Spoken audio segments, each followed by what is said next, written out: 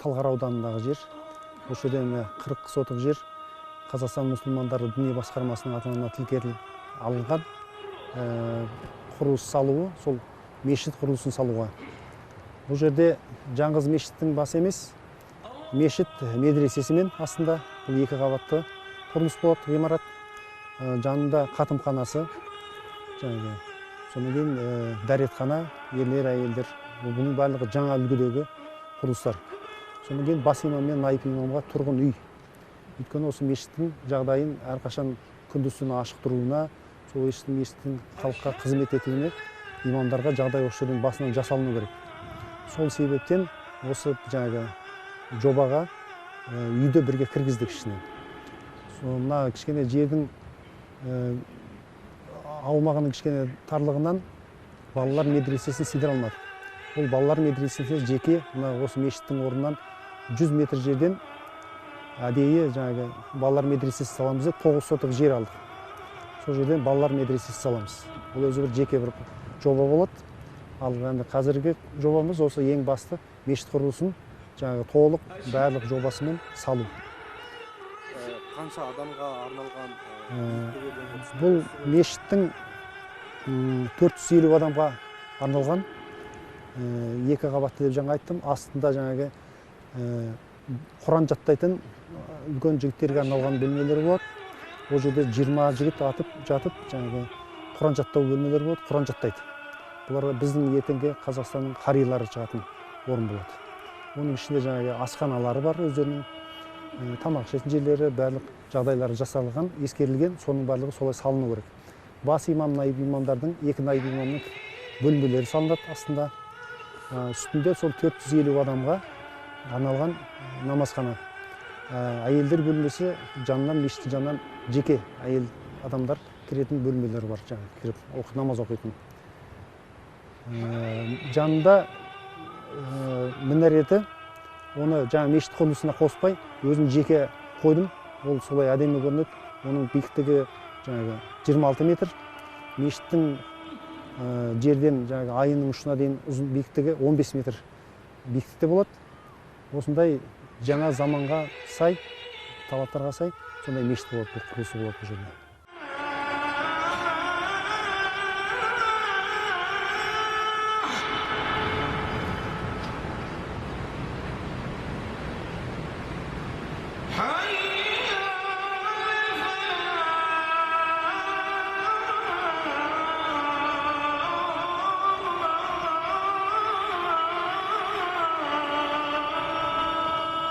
Ержанбек бабамыздың жұмысы 300 жылдықпен тоқтамайды ғой.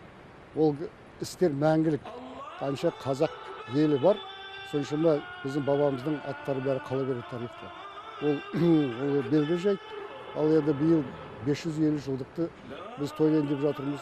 Бұл сол істер сондықтан жалғасын табу керек деп мен кәміл сенемін, ол солай болады. Ал енді қазір соның жалғасы деп есептеуге болады. Мынау біздің жігіттеріміздің өзінің ойлары, мынау бабамыздың атын тағды қазақ даласында, мысалы Қытайдағы ағайындарға жақсы белгілі ғой, ол біз қазақ даласында көп адамдар біле бермейді. Мысалы, бір жылдың ішінде соншама жұмыс жасап, мінекей мына Сабыржан деген бауырымыздың өзі баяғыдан ойлап жүрген игі ісі сол бізге қорға келіп айтқан қордың мүшелеріне. Сондықтан әрине осы жұмыс әрі қарай жалғастыру біздің негізгі мақсатымыз. Ол бір күнмен, бір жылмен тоқтап қалмайтын шаруа. Сондықтан мына осы жерден мешіт саламыз деген Ықшам ауылында Нұра деген жерде сондай өзі ой пікірі болды. Оны біз көптеп қолдап отырмыз. Насихаттау үшін қазақтың осы жерді сақтап қалуға, мәңгі ел болуға қандай үлесін қосқан біздің батырларымыздың, неге оның көшеге ат бермеске, неге Ықшам аудан қаланың атын бермеске. Мысалы, сондықтан осы бағыттағы жатқан бұл үлкен идеялар бұл. Сондықтан бұл құр жатқан дала емес, осы жерде бәрі де үкімет белгілеп қойған елдің иелері бар осы жерде. Осы үлкен орталық болайын деп тұрған жер. Сондықтан осы жерде Ержанбек бабамыздың мешіті салынса, ол да бір үлкен адамның ой толғауын бәрінде толтыратын жер болатын нәрселер ғой. Сондықтан көшенің атын беру керек, ол жерде медресенің атын беру керек, сосын мешіттің атын беру керек. Сонда осы біздің игі істеріміздің жалғасы деп мен есептеймін. Мешіт біз үшін ұрпақтың түзелуі, ол мешіт біз үшін мәдениеттің ошағы, мешіт біз үшін нағыз өркениеттің ошағы ретінде не алады. Өйткені ол жерде тек қана не емес, бүкіл жаратылыс ілімдерде ол жерде бұрын оқытылған, соңғы ғасырларда ғана оқытылмай қалған жерде. Өйткені соның айналасы медреселер түскен. Жалпы мешіттің пайғамбарымыз заманында алатын болсақ, ол жерде ол медресе ол кезде жанында салынбаған, бірақ бүкіл нәрсе соның ішінде еді. Сондықтан да оның ол тек қана бір мешіт салатын болса егер, ол тек сол айналадағы адамдарға ғана әсер етіп қоймайды, сол елге тікелей әсер етеді. Өйткені сол жерден бар ілім алады, сол ілімді алған жас ұрпақ кейін өсе келе барып мемлекеттің әртүрлі салаларында жұмыс істеген уақытта біреу журналист болуы мүмкін, біреу басқа нәрсе, сол жерде баяғы сол мешітте алған өнегелердің барлығын сол қоғамға жаяды. Мінекей ендеше сіз егер бір мешіт салатын болсаңыз, ол жерде сол мешітте, ол жердегі бүкіл сол жерде оқып өткен мешітте, сол мешітке келіп, ең алғашқы нәрсе, мешітке, сол мешіт құлағанға дейін сол мешітте оқылған бүкіл намаз оқитын болса, 5 уақыт, сол сауаптың бәрі сізге жазылады біріншіден. Сіз бұл өмірде болсаңыз да, ақыретте болсаңыз да, сол сауап жазылады. Құранда, ал енді Құран келетін болсақ, Құранда бұл жерде ол мешітті дейді, бұл жерде мағынасын айтқанда, Аллаға иман келтірген және ақыретке иман келтірген тақуа жандар ғана мешіт салады деп айтады. Яғни ол мешіт салу, бұл жерде екі нәрсеге көңіл бөліп, ең бірінші Аллаға иман еткен нәрсесі болу керек, екінші ақыретке иман еткен болу керек.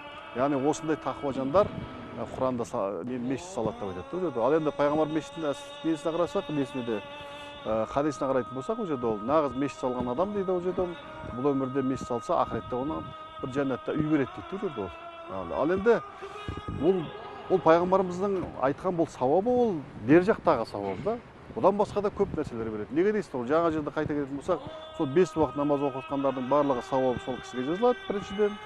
Сол жерде Құран оқылса, сол жерде жазылады. Ол жерде одан қоса бүкіл сол жердегі әлгі жастарға Құран оқытса, басқа қалса, ол жастар болып сол жерден тәрбие алып, қоғамға, мемлекетке пайдасын тигізіп жатса, сол жердегі сауаптар да сол мешітті салған адамға жазылады. Ниетіңіз Аллаға иман болу керек, яғни Аллаға иман деп отқан бұл жерде Аллаға ризалығы үшін болу керек.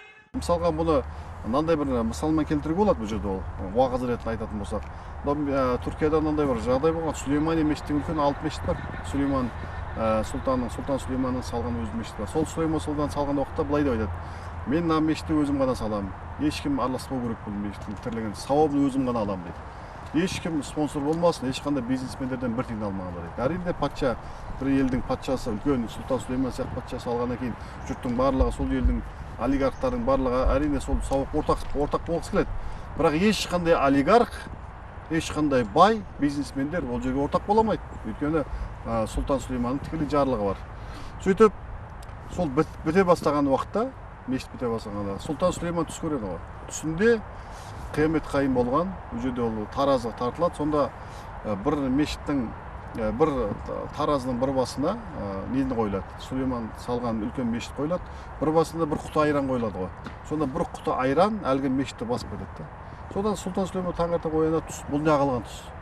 Біреу спонсор болды ма деп, сол жердегі салып жатқан адамдардың түгелі ұстазы бар, архитекторы барлығын салып сұраған уақытта жоқ, ешкім бізге спонсор болған жоқ дейді. Бірақ мәселе мынандай болып өтті, бұл оқиға мынандай өрбіген еді. Сол мешіт салып жатқан уақытта талай бизнесмендер келіп кері қайтарылған.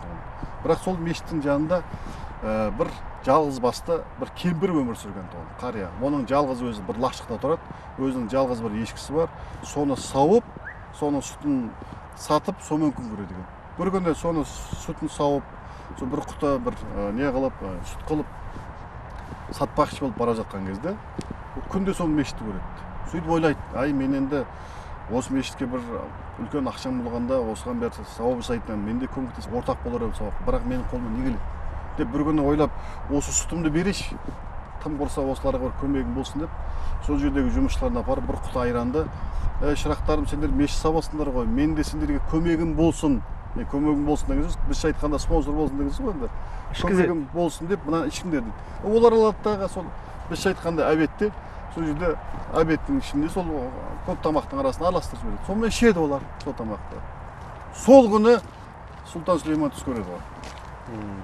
Енді бұл жерде айтпақшы болғанымда, сол Сұлтан Сүлейменнің сол салған мешіт әлі шейін бар. Сонда сол жерде әлі шейін кім сол жерде намаз оқыса, Құран оқыса, сол жердегі сауап Сұлтан Сүлейменға жазылып жатса, дәл сондай сауап әлгі кемпірге жазылып жатыр. Және ақыретке сену мәселесінде де, яғни соның сауабын бұл дүниеден емес, аятта қарасаңыз бір мағынасында, бұл дүниеден емес, ақыретті Алладан аламын. Ақыреттегі, пайғамбар хадисінде айтқандай, ақыреттен аламын деген, ақыреттегі мақсатпен салу керек. Яғни бұл дүниеге мақсатпен, менің жаңағыдай атамның атын қояйын, өзімнің атын қояйын, мені жұрт танысын деген мақсатпен мешітте еш уақытта салмауымыз керек. Онсыз да сіздің атыңызды шығарады ол мешіт. Онсыз да ол мешіт салған уақытта оның сауабы сіздің бұл өмірден өткен әкеңізге, сіздің бұл өмірден өткен атаңызға, егер сіз бағыштасаңыз, бағыштамасаңыз да ол сауап бар оған. Яғни сіз әкеңіз үйреткендіктен бұл өмірде өткен әкеңізге ол сауап барады да ол. Рухани тұрғыдан өте жеткіліксіз деп ойлаймын. Өйткені сіз 2,5 мыңдай мешіт бар қазір. Оның 1000 мешіті тек Шымкент облысында ғана бар. 1000 мешіті. Қалған 1500 мешіт қалған облыстарда да. Бұл ендеше Қазақстанда 1500 ғана мешіт бар деген сөз, Шымкент былай болғанда. Біз үшін Қазақстанда ол мешіт әлі енді ғана басталып кетті деп ойлаймын да. Әлде де осындай мықты біздегі олигархтар болсын, мықты нелер шығып, осындай бір не аламын дейтін болса, сауап жасайын дейтін болса, осы сауапты әлде де алып қалуына мүмкіндігі бар ол жерде. Жергілікті халықтан, бүкіл Қазақстан халқынан жаңғыз ол неміз. Ол бабамыз бүкіл қазақ халқы үшін еңбек еткен, кешегі соғыстарда жүрген, мысалы үшін соған барлық халық болып көмектесіп, осы мешітті көтеруіміз керек. Бұл жаңғыз біздің қазақ еліне, осы ауылға ғана қажет не емес, бұл бүкіл қазақ еліне қажет іс-шара болады. Ертеңгі жастарымыз біздің осы ислами тәрбиені алғаннан кейін, ол жастар осы біздің болашағымыз болады, осы мемлекеттің. Мына жерді, елді ертең біз жастарымызға қалдыруымыз керек. Біз қандай ұрпақтар қалдырамыз оны? Оны әрине ислам дінімен тәрбиеленген, ислам сусынымен сусындаған, Құранды жаттаған сондай жастар біздің болашағымыз болады. Соларға арналып бұның барлығы игі іс ретінде істеліп отыр.